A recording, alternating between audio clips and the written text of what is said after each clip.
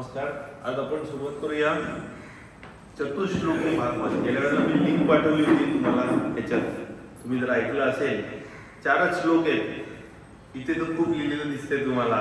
काय काय सांगणार काय काय नाही हा विचार येत असेल, पण चतुश्लोकी भागवत जर तुम्हाला समजून घ्यायचं असेल तर एकच गोष्ट आपण ऐकली तरी पुरेशी आहे. हे सांगितली नारायणाने, श्री विष्णूंनी ब्रह्मांना, ब्रह्मानी ही सांगितली नारदांना, नारदांनी हे सांगितलं वेदव्यासांना, आणि वेदव्यासांनी त्यांच्या मुलाला शुकदेवाला हे सांगितलं. शुकदेवानी हे अर्जुनाचा नातू परीक्षित याला सांगितलं आणि त्याला मुक्ती प्राप्त झाली असं सांगितलं जातं.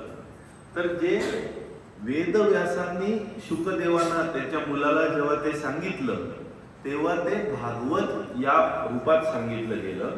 आणि भागवत या रूपात जे सांगितलं गेलं त्या भागवतात 13 खंड, 18,000 श्लोक, त्यातला जो दुसरा खंड, त्यातला जो 9वा चॅप्टर, त्यातला 33 ते 36 हे जे 4 श्लोक आहेत ते आहेत चतुश्लोकी भागवत. तर ते 4 श्लोकात सगळं सार दिलेलं आहे. ते चतुश्लोकी भागवताचं आपण बघणार आहोत. तर हे सार काय आहे? आईन्स्टाईन म्हणाला, एखादी गोष्ट जर तुम्ही तुमच्या आजीला समजावून सांगितली तर तुम्हाला ती नक्की कळली. म्हणजे सोप्या आणि सहज भाषेत जेव्हा तुम्ही गोष्ट समजावून सांगू शकता तेव्हा तुम्हाला कळली आहे. नुसतं संस्कृतवर संस्कृत पेलून काय करणार? आधी संस्कृत बऱ्याच जणांना येत नाही. ते तुम्ही म्हणालात म्हणजे खरं झालं असं तर नाहीये. तर आपण सोप्या आणि सरळ भाषेत बघूया. सगळीकडेच दिलेलं आहे, संस्कृतात पण आहे, मी फक्त मराठीत ट्रान्सलेशन करतोय सोप्या भाषेतलं. जर एखादा दोर बघितला, दोरखंड, आणि अंधारात तो टाकलेला असेल आणि तुम्ही अंधारात चालत गेला. आता पूर्वीच्या काळी रानावनात साप जरा जास्त असायचे. आता जरा शहरीकरणामुळे सापाचं प्रमाण कमी झालंय. पण रानात जात असताना अचानक दोर कोणीतरी टाकलेला असेल आणि तुम्ही पायाला अडकळला तर तुम्हाला भीतीने तो साप वाटू शकतो. तर दोर हा जो साप वाटतो त्याच्यात तो जो दोरखंड आहे त्याचं सापात रूपांतर झालंय का? नाही. साप खरोखरीच तिथे अस्तित्वात आहे का? नाही. पण तुम्हाला साप वाटला का? तो नक्की वाटला. तुम्हाला जे वाटलं ते साप आणि दोराचं मिश्रण होतं का? नाही. हेच आहे चतुश्लोकी भागवत. तर हे कसं ते आपण परत एकदा समजून घेऊ. जो दोर आहे तो मूळचा आहे, तिथे साप नव्हताच. आपण साप समजत होतो. तर मूळ सुरुवातीला जे आहे ते दोरच होता. आपल्या भ्रमानी, कल्पनेनी, मायेनी आपल्याला तो साप वाटायला लागला. ती माया प्रकृती जी आहे ती द्वैतात आपल्याला आणते आणि सापाचं दर्शन घडवते. माया, मा म्हणजे जे नाहीये ते, आणि या म्हणजे जे आहे ते. जे नाहीये ते दाखवते ती माया. जो साप नाहीये तो दाखवते ती माया. पण साप दिसण्यासाठी दोर गरजेचा आहे का? आहे. दोरच नसेल तर सापाचा भास होणार कसा? म्हणून ब्रह्मदेव जेव्हा विष्णू जेव्हा नारायण सांगतात ब्रह्माला, अहमेवा समेवाग्रे नान्यत यत् सत् असत् परम. म्हणजे मीच सुरुवातीला होतो तेव्हा परम असत सत हे काहीच नव्हतं. आता रामदास स्वामींनी दासबोधात खूप छानपणे त्याचं स्पष्टीकरण दिलेलं आहे. परम म्हणजे जे अव्यक्त, प्रकृती, माया हे परम झालं. त्याच्यापासून असत जे अदृश्य आहे किंवा सूक्ष्म स्वरूपात आहे, सटल स्वरूपात, उदाहरणार्थ मन, बुद्धी, अहंकार जे डोळ्यांना दिसत नाही, त्या अव्यक्तापासून असत तयार झालं. आणि असत पासून सत जे डोळ्यांना दिसतं, पंचभूतात्मक शरीर. हे सगळं जेव्हा नव्हतं तेव्हा देखील मी होतो. आणि हे सगळं गेल्यानंतर पश्चात अहम यदे तच्च, हे सगळं नाहीसं झालं. जे उरेल य अवशिष्ये, जे उरेल ते देखील मीच आहे. म्हणजे हे सगळं तयार होण्याच्या आधी हा जो भास तयार झालेला आहे मायामयी सापाचा, तो भास होण्याआधी मी दोरच होतो आणि नंतर देखील मी दोरच आहे. तो भास निघून गेला तरी, असं या पहिल्या श्लोकात सांगताय श्री भगवान उवाच अहम एव असत अग्रे न अन्यत् यत् सत् असत् परम पश्चात अहम यदेकच्च य अवशिष्ये सोऽस्म्यहम्. तोच मी आहे जो सुरुवातीला हे काही नसताना आणि नंतर मी हे जेव्हा झालो तेव्हा. तर आता आपण जरा उकल करत जाऊया प्रत्येक गोष्टीची थोडी. भगवान म्हणजे काय? भगवान म्हणजे ज्याला भाग आहे. आता हे 6 भाग मानले गेलेले आहेत. धर्म, ज्ञान, वैराग्य, ऐश्वर्य, यशश्री हे त्याच्यात आहे तो भगवान. आता धर्म, ज्ञान, वैराग्य, ऐश्वर्य. ऐश्वर्य म्हणजे लॉर्डशिप, अधिकार पर्व. यश आणि श्री, श्री म्हणजे संपत्ती. तर आपण धर्माबद्दल थोडी माहिती घेऊया. तर धर्म म्हणजे काय? जे टिकून असतं, जे लक्षण असतं, जे सस्टेन करतं integrity of a thing, person or society. कुठलीही कृती धर्म किंवा अधर्म ठरवत नाही. कुठलीही कृती धर्म किंवा अधर्म ठरवत नाही. त्या कृती मागची भावना धर्म किंवा अधर्म ठरवते. जी योग्य गोष्टीसाठी असते, चांगल्या याच्यासाठी ती धर्म, जी अयोग्य गोष्टीसाठी असते ती अधर्म. उदाहरणार्थ शरीर धर्म जर तुम्ही बघितलं तर शरीर धर्मात जर तुम्ही शरीराला खायला नाही दिलं, उपाशी ठेवलं तर तो अधर्म झाला. आणि शरीराला तुम्ही अति गोष्टी चारल्या तरी देखील तो अधर्म झाला. तो जे गरजेचं आहे, हिंसा जर तुम्ही चुकीच्या कारणासाठी करत असाल तर तुम्ही टेररिस्ट म्हणता, आणि हिंसा चांगल्यासाठी करत असाल तर तुम्ही सैनिक म्हणता किंवा देशभक्त म्हणता. तो धर्म आणि अधर्मातला फरक झाला. धर्माचे जे प्रकार आहेत ते 4 दिलेले आहेत. विधी निषेधात्मक धर्म म्हणजे जे करावं, आणि निषेध जे निषिद्ध आहे ते. दुसरं सामान्य धर्म जे आपल्या शरीराचे धर्म असतात, शारीरिक धर्म आपण जे खातो पितो झोपतो. विशेष धर्म विद्यार्थी अवस्थेत जे असतात, किंवा राजाचे जे धर्म ते विशेष धर्म. परमधर्म म्हणजे तुमची खरी ओळख सतत मनात ठेवून जे तुम्ही कराल, तुमच्या खऱ्या ओळखीने अहम ब्रह्मास्मी, तो परमधर्म झाला. आता हे जे ज्ञान आहे, हा दोर आहे, हा साप नाहीये. हा दोर आणि साप आपल्या 40 श्लोकात चालणार आहे बरं का. त्यामुळे मी सुरुवातीपासूनच घेतलाय. हा दोर आहे, हा साप नाहीये. हे जे ज्ञान आहे म्हणजे सगळीकडे फक्त दोरच आहे, सापाचा फक्त भास आहे. हे जे ज्ञान आहे त्याला म्हणतात अपरोक्ष ज्ञान. परंतु हा दोर वेगळा, हा साप वेगळा. आज मला साप दिसतो, उद्या मला अजून काहीतरी दिसेल. हे झालं परोक्ष ज्ञान. आणि जे अपरोक्ष ज्ञान आहे एकत्वाचं, युनिटीचं, त्याचं जेव्हा तुम्हाला साक्षात्कार होतो, रिअलायझेशन होतं, तेव्हा त्याला म्हणतात विज्ञान. सो परोक्ष ज्ञान, अपरोक्ष ज्ञान, विज्ञान. ते आपण तो ज्ञानातीत हा अथर्व शीर्षक घेतलं होतं. तर परोक्ष ज्ञान म्हणजे नॉलेज ऑफ ड्युअलिटी, द्वैताचं ज्ञान. अपरोक्ष ज्ञान म्हणजे अद्वैताचं ज्ञान. आणि विज्ञान म्हणजे रिअलायझेशन ऑफ अपरोक्ष ज्ञान. आता ब्रह्मन जे आहे, सुप्रीम ट्रूथ, जे खरं ज्ञान आहे म्हणजे अपरोक्ष ज्ञान, ब्रह्मन जे आहे त्याच्यापासून काही तयार झालेलं नाहीये. म्हणून म्हटलंय न अयम कुतश्चित, म्हणजे मी कशापासूनही जन्माला आलेलो नाहीये. न बभूव कतश्चित, मी कशापासून निर्माण झालेलं नाही आणि माझ्यापासून देखील काही निर्माण झालेलं नाही.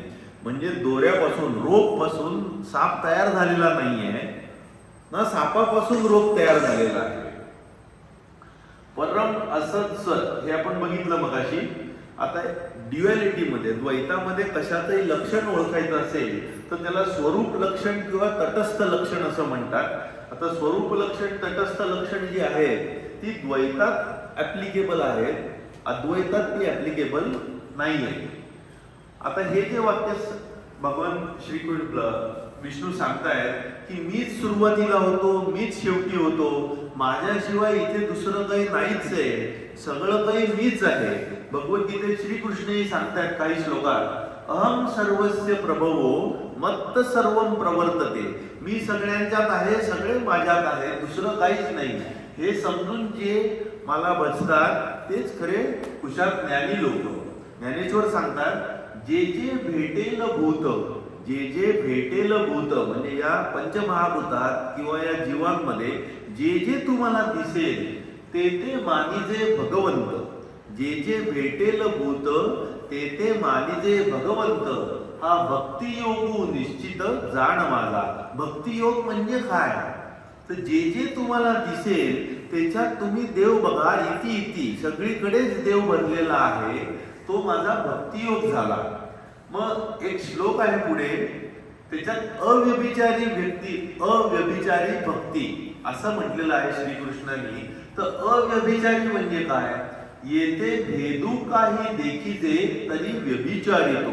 जो भेदाभेद बघतो तो व्यभिचारी, जो भेदाभेद बघत नाही सगळं एकच आहे म्हणतो तो अव्यभिचारी. मग श्रीकृष्ण म्हणतात मां च य अव्यभिचारेण भक्ती योगेन सेवते सगुणान समतित्येतान ब्रह्मभूयाय कल्पते. जो भेदाभेद न करता भक्ती योगाने सगळीकडे प्रत्येक भूतात मलाच बघतो, तो मला येऊन भेटतो, तो ब्रह्मज्ञान प्राप्त करायला योग्य. ज्ञानेश्वर महाराज म्हणतात भक्ती म्हणजे काय? पै माझी हे सहज स्थिती, म्हणजे माझ्या रूपी जो अनन्य झालेला आहे, माझ्यापासून जो वेगळा नाही तो भक्त, ती भक्ती. माझ्यापासून जो वेगळा तो अभक्त, भक्त अभक्त. तर रामदास स्वामींनी दासबोधत पण दिलंय, तुम्ही भक्त म्हणता मग अभक्तासारखे का राहता? भक्त हा अनन्य आहे, तो देवापासून वेगळा नाही. देव आणि भक्त एकच आहे. एतद योनिनी भूतानि सर्वाणि इति उपधारय अहम कृष्णस्य जगतः प्रभवो प्रलयो ततः. आता श्रीकृष्ण सांगतात मी सगळ्यांना धारण केलेला आहे, मी सगळ्या जगाचा काय म्हणतात ते सृष्टी करता, चालन करता आणि लय करता आहे. मत्त परतरम न अन्यत किंचित अस्ति धनंजय. माझ्यापेक्षा वेगळं इथे काही नाहीच आहे, सगळं मीच आहे. मयी सर्वम इदम प्रोक्तम सूत्रे मणिगणैव. एका दोऱ्यात ओलेल्या मण्यांप्रमाणे सगळे आहेत आणि मी त्या सगळ्यात असलेला दोरा आहे, दुसरं काही नाही. अहम आत्मा गुडाकेश. गुडाकेश म्हणजे ज्यांनी झोपेवर विजय मिळवलाय तो अर्जुन, त्याला श्रीकृष्ण म्हणताय अहम आत्मा गुडाकेश सर्व भूत आशय स्थित. सगळ्यांचा आशय स्थित मीच आहे. अहम आदिच मध्यम च अंत एवच. मी सगळ्याची सुरुवात मध्य आणि शेवट आहे. एवढं सगळं सांगण्यापेक्षा मी थोडक्यात तुला सांगतो असं श्रीकृष्ण म्हणतात. अथवा बहुना एतेन किम ज्ञातेन तवार्जुन. एवढं कशाला सांगत बसू, थोडक्यात एका वाक्यात सांगतो. विष्टभ्याम इदम कृष्णम. या सगळ्या ह्याच्यात मीच घुसलेलो सगळीकडे आहे. एकांशेन स्थितो जगत. हे जग सगळं मी एका अंशाने स्थित केलेलं आहे. खरा मी याच्यापेक्षा फारच मोठा आहे. ही दृश्य माया फक्त माझा एक अंश आहे. छांदोग्य उपदेशात म्हटलंय उपनिषदात सर्वम कल्विदम ब्रह्मास. दुसरं श्रीकृष्ण अजून म्हणतात अविभक्तम च भूतेषु विभक्तम व्यवस्थितम. असं अविभक्त आहे, मी वेगळा करू शकत नाही सगळ्यांपासून, तरी देखील मी वेगवेगळा दिसतो. भूतभर्तृच तज्ञेयम ग्रसिष्णूच प्रभविष्णूच. म्हणजे मी सगळ्यांना तयार करणारा, मेंटेन करणारा आणि गिळून टाकणारा देखील आहे. भूतग्राम विषमपरी. हे ज्ञानेश्वर महाराज म्हणतायत भूतग्राम विषमपरी. माणसांमध्ये देव वेगवेगळा वाटतो खरा, पण ते एकच वस्तू, वस्तू म्हणजे ब्रह्मवस्तू, ती एकच आहे. कसं? तर ज्ञानेश्वर महाराज म्हणतात घटी मठी. घट म्हणजे छोटा माडकं आणि मठ म्हणजे मोठा माठ. घटी मठी व्योम जियापरी. त्याच्यात जे आकाश असतं, छोट्या गटात मोठ्या गटात आकाश तेच आहे, ते काही वेगळं नाही आणि ते सगळीकडे आहे. हे झाला पहिला श्लोक. आता दुसरा श्लोक आहे तो म्हणजे रोप आणि स्नेक, दोर आणि साप. दोर आणि साप जो आहे, जे तुम्हाला वाटतंय सापासारखं किंवा जे काही तुम्हाला भासतंय या मायामयी दृश्याने, तुम्ही जे काही बघताय ते सगळा भास आहे. आणि तो सगळा भास कशामुळे होतोय? तुमच्या अविद्येमुळे, तुमच्या अज्ञानामुळे. कारण द्वैतात जे काही तुम्ही ज्ञान घेताय ते परोक्ष ज्ञान आहे आणि ती अविद्या आहे. त्यामुळे तुम्हाला तो सापाचा भास होतोय. तो सापाचा भास कशामुळे? तर अविद्येमुळे, मायेमुळे होतोय. ती अविद्या काढून टाकली तर विद्या सुरणार. याच्यात नारायण पुढे जाऊन एवढं सांगतायत की त्या अविद्येला देखील जबाबदार मीच आहे. मी आता जागा आहे तर मी झोपलेलो होतो असं म्हणू शकतो. म्हणजे जागा असणं हे झोपलेल्याला जबाबदार आहे. त्याप्रमाणे रात्र असेल तर दिवस किंवा आकाशावरती ढग आले आणि दिवस जर लोभतोय असं वाटलं तर जो दिवस लोभलेला आहे असं वाटतंय त्याला दिवसच जबाबदार आहे. तसंच नारायण म्हणतात की माझ्या ज्ञानामुळे हे अज्ञान देखील निर्माण झालेलं आहे. ज्ञानच नसतं तर अज्ञान येणार कुठून? म्हणून इथे पुढे म्हणतात ऋतेर्थम यत् प्रतीयेत न प्रतीयेत चात्मने तद विद्यादात्मनो माया यथा आभास यथा तमः. म्हणजे जे काही तुम्हाला दिसतंय, मला वाटते जे काही महत्वपूर्ण आहे आणि जे माझ्याशी निगडीत नाहीये ते सगळं खोटं आहे, ते माया आहे आणि ते अज्ञानात आहे. जसं रिफ्लेक्शन आभास जसा दिसतो आणि तुम्ही अज्ञान अंधकारमय तमकारक म्हणून म्हटलंय यथा आभासो यथा तमः. आभास म्हणजे हा आभास आहे साप असल्याचा आणि ते अज्ञान रूपी अंधार तम आहे. त्या अज्ञान रूपी अंधारामुळे तुम्हाला तो दोरखंड सापाप्रमाणे भासतोय. ते जे काही तुम्हाला भासतंय ते खरोखरी मी नाहीये, तो आभास आहे अज्ञानमय अंधारामुळे झालेला. तर माया, आता ही माया जी आहे ती तो आभास घडवते. मग माया म्हणजे काय? दॅट विच इज नॉट, जे आपण मगाशी बघितलं. आता ही माया कशी आहे त्याचं वर्णन बऱ्याच ठिकाणी वेगवेगळं केलेलं आहे. तर माया ही खरी नाहीये, कारण जेव्हा तुम्हाला अपरोक्ष ज्ञान होतं, खरं ज्ञान होतं, तेव्हा माया नाहीशी होते. म्हणजेच शुद्ध अद्वय ब्रह्म विबोध नाश्या माया. जे अद्वैताचं तुम्हाला ज्ञान झालं, खऱ्या ब्रह्माचं ज्ञान झाल्यावर माया नाश पावते, मग ती उरतच नाही. माया ही खोटी पण नाहीये, कारण तुम्ही तिचा अनुभव घेता. तुम्हाला सापाचा जो भास होतोय तो तर खरा आहे, पण साप नाहीये हे तर तुम्हाला माहितीये, कारण सापाचा भास आहे. साप नाहीये माहितीये, भास होतोय, पण साप दिसतोय तुम्हाला डोळ्यांनी, तर ते मात्र खरंच आहे. पण हे कॉम्बिनेशन पण नाहीये. साप आणि दोरखंड मिळून काही एकत्र झालेले नाहीयेत. तुम्हाला जेव्हा साप दिसतोय तेव्हा दोरखंड दिसत नाही. जेव्हा तुम्हाला ज्ञान झालं, दोरखंड दिसला, तेव्हा साप दिसत नाही. म्हणजे जेव्हा माया निघून गेली तेव्हा दोरखंडच दिसला, तेव्हा साप दिसत नाही. तेव्हा साप आणि दोरखंडाचं कॉम्बिनेशन पण नाही. मग ह्याला म्हणायचं काय, याचं वर्णन कसं करायचं? तर असं वर्णन केलंय अघटित घटना प्रतियाशी माया. जे घडणं शक्य नाहीये ते घडून दाखवणारी ही माया, जे खरोखरीच प्रॅक्टिकल नाहीये. मीराबाई याचं छान वर्णन करतात. माझ्या गुरुच्या कृपेने जेव्हा मला आत्मसाक्षात्कार झाला आणि हे संसार सागर तरुण जायची माझी सगळी काळजीच मिटून गेली. कारण मी जेव्हा बघितलं तेव्हा तो संसार सागर सुकून गेलेला होता, तो अस्तित्वातच राहिला नव्हता. हा सापाचा प्रभाव निघून गेला होता, फक्त दोरखंडच उरला होता. पार करून तरी काय जायचं? श्रीकृष्ण म्हणतात अव्यक्त नामनी परमेश शक्ती अनादि अविद्या त्रिगुणात्मिका माया. आता हे मायाचे वेगवेगळे शब्द दिलेले आहेत आपल्या स्क्रिप्चर मध्ये. अव्यक्त नामनी, ती अव्यक्त जे परम असत सत, याच्यात आपण परम बघितलं होतं. अव्यक्त प्रकृती ती माया, त्याच्यापासून मूळ माया तयार झाली. परमेश शक्ती, ती परमेश्वराची शक्ती, पुरुष आणि शक्ती, त्याच्यातलं शिवा आणि शक्ती. तर परमेश शक्ती, अनादि अविद्या, या मायेलाच अविद्या किंवा अज्ञान म्हटलेलं आहे. त्रिगुणात्मिका, तीन गुणांची असलेली माया, गुणमयी माया. तर ही त्रिगुणात्मिका म्हणजे सत्व रज तम गुणांची बनलेली परामाया. कर्म अनुमेया सुधीयैव माया यया जगत सर्वम इदम प्रसूते. मायेपासूनच हे सगळं जग निर्माण झालेलं आहे आणि ती जे काही घडवते त्याच्यावरून तुम्हाला मायाचा अंदाज येतो की या माया, मोह माया काय आहे. तमोगुण हे अविद्या कव्हर करते. तमोगुणाने जी अविद्या माया असते ती सगळं झाकून टाकते खऱ्या ज्ञानाला. रजोगुण प्रोजेक्टिंग पॉवर आणि सत्वगुणाने तुम्ही सेपरेट विवेक तुमच्यात निर्माण होतो आणि तुम्ही अविद्या नाश करू शकता.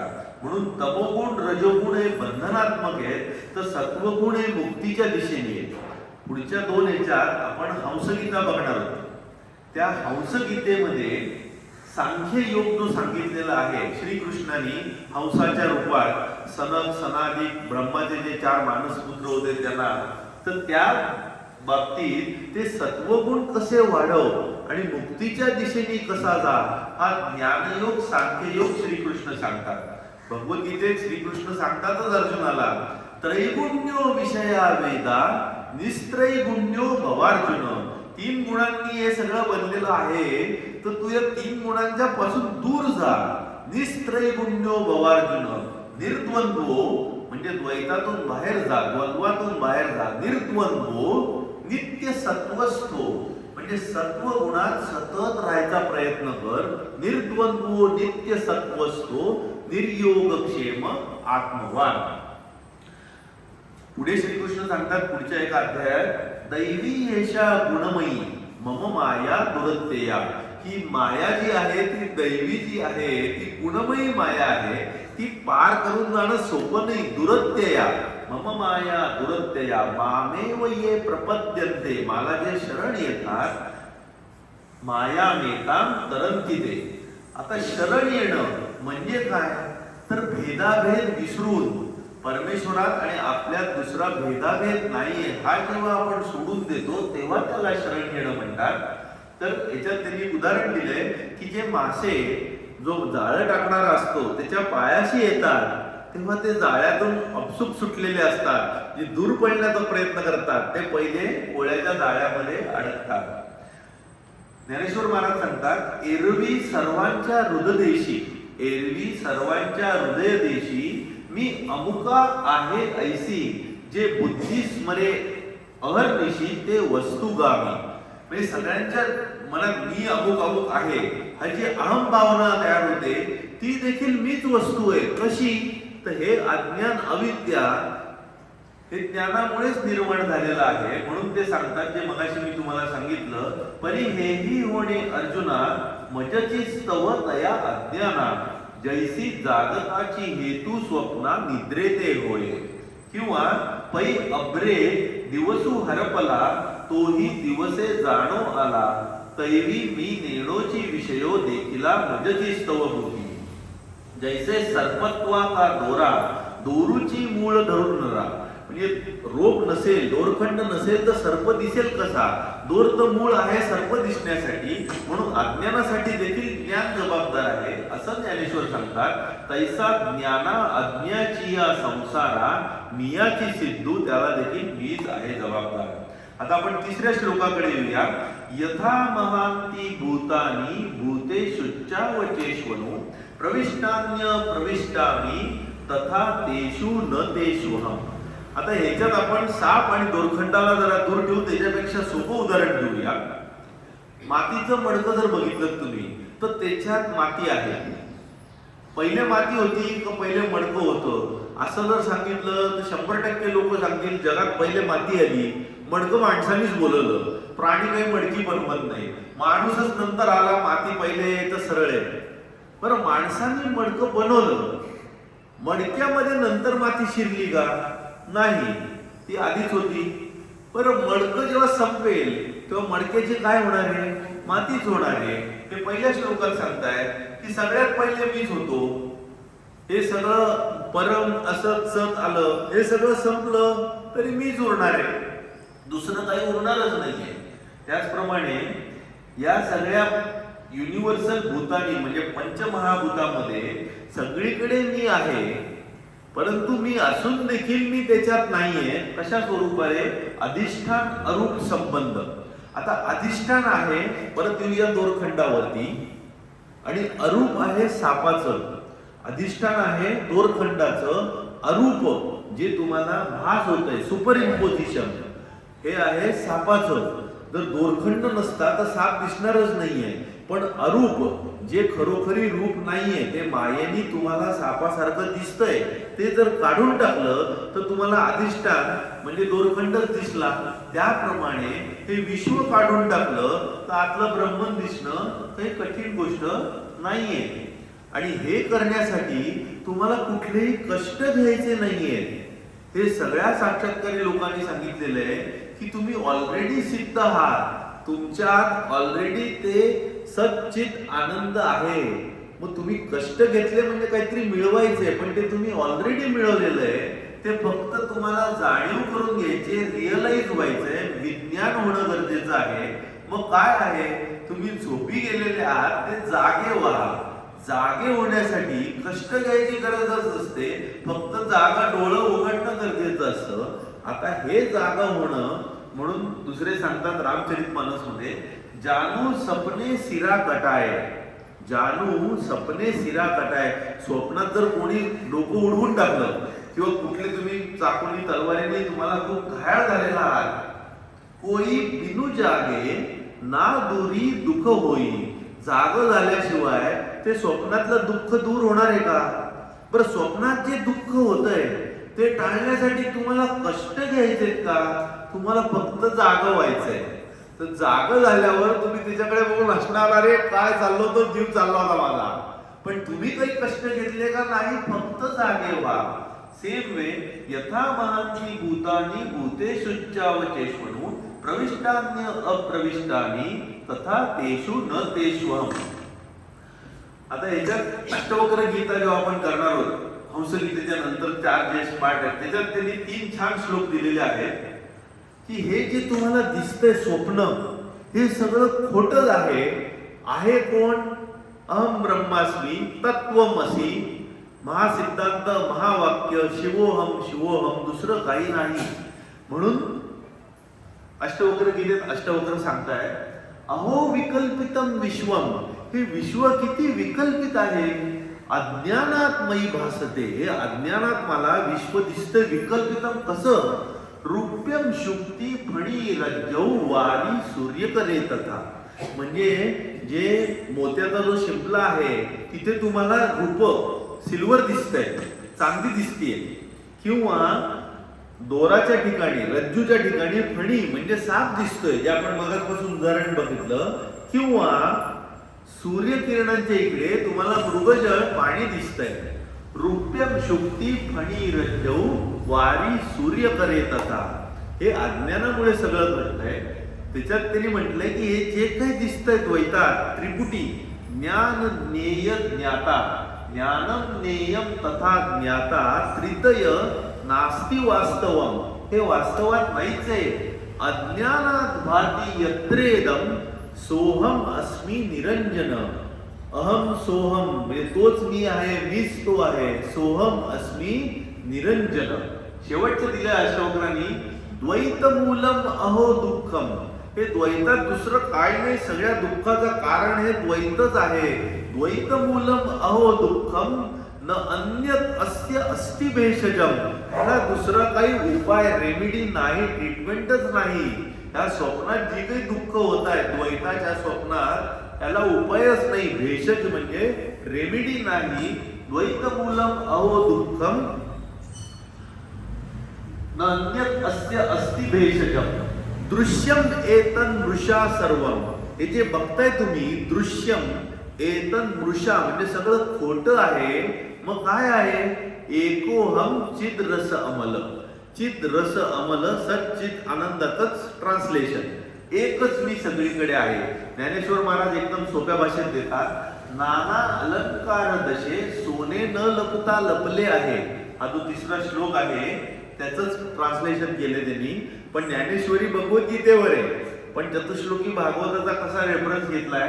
नाना अलंकार दशे सोने न लपता लपले असे, विश्व न होनिया तैसे विश्वजोदरी.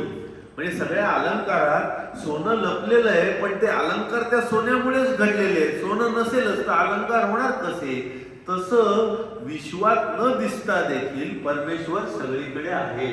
तैसा विश्वपणे काही होय, विश्वलोपी कही न जाय. सगळे अलंकार दिसतात ते उद्या नसले तरी सोनं कुठे चाललेलं नाही, ते तिथेच आहे. मडकी नसतील तरी माती आहे.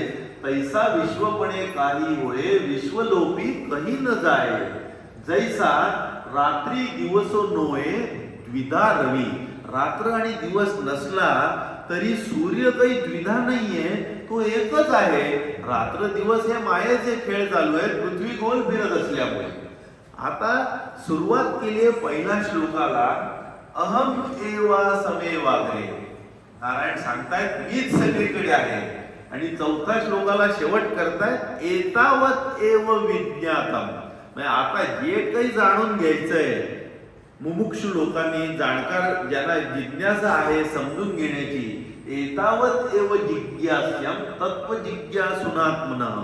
तत्व म्हणजे जे सत्य ब्रह्मन ज्यांना जाणून घ्यायचंय त्या लोकांनी हेच समजून घेणं फक्त गरजेचं आहे की अन्वय व्यतिरेकाभ्याम यत्स्यात् सर्वत्र सर्वदा. अन्वय अनुअय जे सगळीकडे सदा सर्वकाळ आहे.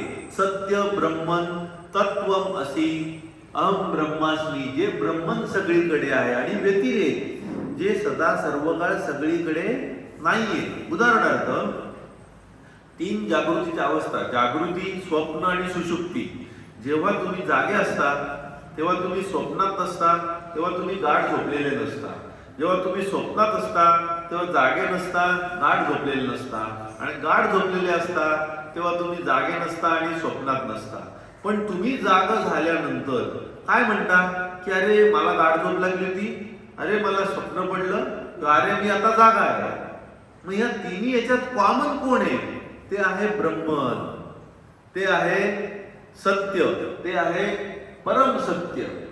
आता दुसरं जर घेतलं, श्रीकृष्णाने एक दिलेलं आहे यौवनम कौमारम यौवनम जरा. बाळपण, तरुणपण आणि म्हातारपण. बाळपण असतं तेव्हा तरुणपण म्हातारपण नसतं, तरुणपण असतं तेव्हा बालपण म्हातारपण नसतं, आणि म्हातारपण असतं तेव्हा बालपण तरुणपण नसतं. पण तिन्ही याच्यात आपण तर असतोच. म्हणून तर म्हणतात आपण मनाने आयुष्यभर एकाच वयाचे असतो. शरीर फक्त बदलत जाता. मला बऱ्याच पेशंटना आठवण करून द्यायला लागते की आता शरीराचं वय वाढतंय, त्यानुसार तुम्ही जरा वागायला सुरुवात करा. तर म्हणण्याचा उद्देश आपण जे सत्य आहे ते एकच आहे, पण बाकीच्या गोष्टी बदलतायत. हा व्यतिरेक झाला. व्यतिरेकात काय नाहीये हे तुम्ही डिलीट करत गेलेला आहात. तो व्यतिरेकात कॉज इफेक्ट किंवा कारण ह्याच्यात छान त्यांनी दिलेलं आहे नाम रूप. जर तुम्ही बघितलं देश काल कारण नाम रूप. देश म्हणजे प्लेस, काल म्हणजे टाइम, कारण म्हणजे कॉज, नेम आणि अपिअरन्स. हे सगळ्या ज्या गोष्टी आहेत ज्या मायामयी आहेत त्या तुम्ही एलिमिनेट केल्या तर उरलं काय? ब्रह्मन. जर सापाला तुम्ही एलिमिनेट केलं, सापाचा भास काढून टाकला तर तुम्हाला दोरखंड दिसणारच आहे. हे आहे सापाचा भास काढून टाकणं म्हणजे व्यतिरेक, आणि दोरखंड तिकडे आहे हा अन्वय. अन्वयात तुम्ही जे सदा सर्व काळ आहात यत् स्यात् सर्वत्र सर्वदा तो आहे अन्वय, आणि जे नाहीये तो व्यतिरेक. त्यामुळे अन्वय आणि व्यतिरेकाच्या उपयोगाने मी कोण आहे हे तुम्ही खरं तत्व जाणून घ्या. वदंती तत्त्वविद. त्यामुळे जे तत्वविद ज्यांनी समजून घेतलंय तत्व काय आहे ते त्या सत्याला काय म्हणतात हा शेवटचा श्लोक. वदंती तत्त्वविद तत्वम यज्ञानम अद्वयम. ते अद्वयाचं ज्ञान आहे असं ते तत्वविद म्हणतात. ब्रह्मेती परमात्मेती भगवान इति शब्द येते. तर 3 नावांनी त्याला ते पुकारतात. ब्रह्मेती जे ज्ञानयोगी असतात ते त्या सत्याला ब्रह्मन म्हणतात. जे राजयोगी किंवा अष्टांग योगी असतात ते त्याला परमात्मा म्हणतात, आणि भक्तियोगी त्याला भगवान म्हणतात. जे परम सत्य एकच आहे. तर अशा याच्यात आपण चतुश्लोकी भागवताचे 4 श्लोक घेतले. सुरुवातीला कदाचित ते हेवी वाटेल, परत परत ऐकल्यावर ते सोपं होत जाईल. पहिल्यांदा कळताना जरा कठीणच आहे. तो श्लोक जो आहे युट्यूबवर जातो, ऐकत चला, फार छान पद्धतीने गायलेला आहे. पुढच्या वेळेला आपण हंसगीतेकडे जाणार आहोत. त्याच्यात 2 याच्यात डिवाइड करतो. एका याच्यात घेतलं तर अवधूत गीतेसारखं कदाचित ओव्हर होईल, म्हणून 50-50 15 श्लोक आधी आणि 15 श्लोक नंतर, म्हणजे ते सोपं होईल. आता आपण पसायदानाची शेवट म्हणूया. आता विश्वात्मके देवे येणे वाग्यज्ञे दोषावे दोषोनी मज द्यावे सायदानहे जे फळांची व्यंकटी सांडो तया सत्कर्मी रती वाढो भूता परस्परा पडो मैत्र जीवाचे दुरितांचे तिमिर गावो विश्वस्वधर्मे सूर्ये पाहो जो देवांची